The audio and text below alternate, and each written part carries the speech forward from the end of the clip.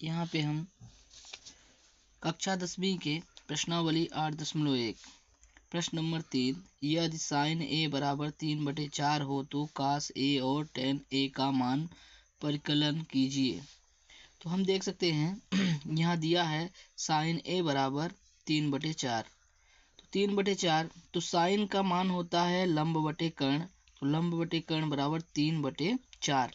हम इस चित्र में देख सकते हैं कि ये 90 अंश की सामने वाली भुजा ये कर्ण कहलाती है और ये आधार है और ये लंब है। तो यहाँ पे हम देख सकते हैं कि ए बी जो कर्ण है तो ए सी भुजा, तो हमें यहाँ पे दिया है लंब और कर्ण। तो लंब दिया है हमें 3 सेंटीमीटर, इसलिए हम यहाँ 3 सेंटीमीटर लिखेंगे और कर्ण हमें दिया है 4 सेंटीमीटर, इसलिए 4 सेंटीमीटर लिखेंगे। अब यहाँ पे हम देखते हैं कि BC भुजा हमारी लंब हो गई, इसलिए BC बराबर लंब और AC हमारा कर्ण, तो BC बटे AC बराबर 3/4। तो हम AC बराबर 4 सेंटीमीटर लिख सकते हैं, BC बराबर 3 सेंटीमीटर दिया है और हमें AB नहीं पता है, आधार नहीं पता है, इसलिए हम पाइथागोरस प्रमेय का सूत्र लगाएंगे। पाइथागोरस प्रमेय का सूत्र होता है कर्ण का वर्ग बराबर लंब का वर्ग धन आधार का वर्ग। कर्ण को हम लिख सकते हैं AC, ये वाली भुजा AC है इसलिए AC लिख सकते हैं और AC का वर्ग, और लंब हम लिख सकते हैं ये वाली भुजा है, इसे हम BC भुजा कह सकते हैं, तो BC का वर्ग, और आधार हमें ये AB भुजा है इसलिए AB का वर्ग।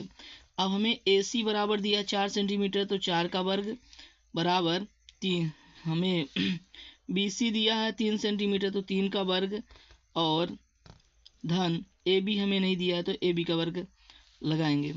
अब 4 का वर्ग करेंगे 4 चौक 16 बराबर 3 का वर्ग करेंगे 9 धन AB का स्क्वायर।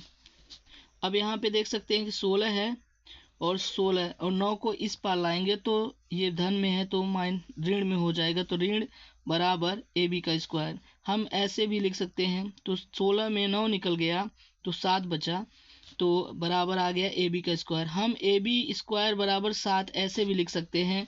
अब हम देख सकते हैं कि हम इसका वर्ग हटाएं अगर तो इसमें करनी लग जाएगा, तो AB बराबर करनी 7, ये आपकी भुजा आ गई करनी 7 सेंटीमीटर। तो हमें आधार भी पता हो गया।